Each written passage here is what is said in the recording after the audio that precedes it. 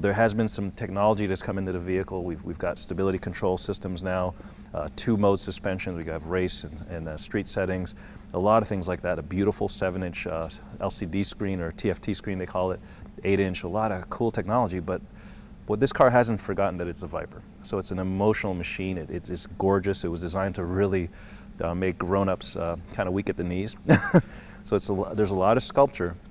But as is true with every SRT product, everything has a purpose. Every scoop, the brake ducts, exhausters, cold air intake for the engine, whether it's shaped for downforce, the beauty and the downforce work together to create something that truly is about form and function.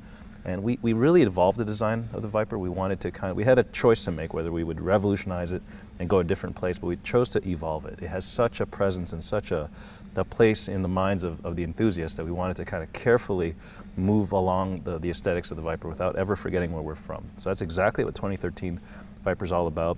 People from all over the world will recognize it, whether you're a kid who's 12 or a kid who's 80 years old, you should be able to recognize it as a Viper, and hopefully you'll enjoy it as much as we did making it. So the 2013 SRT Viper has a CD of 0.364, which is quite an accomplishment. Most supercars have a fairly high drag number because of the aerodynamic downforce that's created.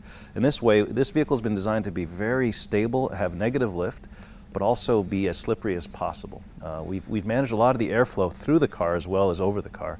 Like the exhauster here, in the past this has been more of an aesthetic detail. Now it actually is really functional. It relieves a lot of pressure from behind the wheel arch and a little heat from the engine bay.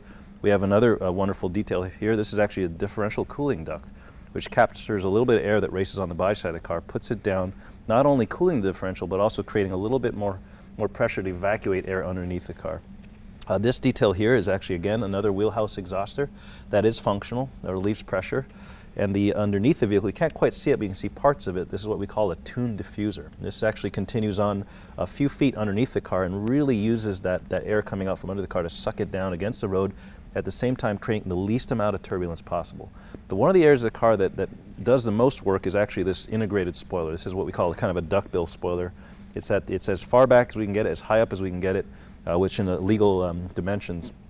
This actually does create negative lift, a little bit of downforce, and gives the car absolute stability at high speed. This vehicle should do well over 200 miles per hour, roughly around 206 miles per hour, and be rock solid doing so.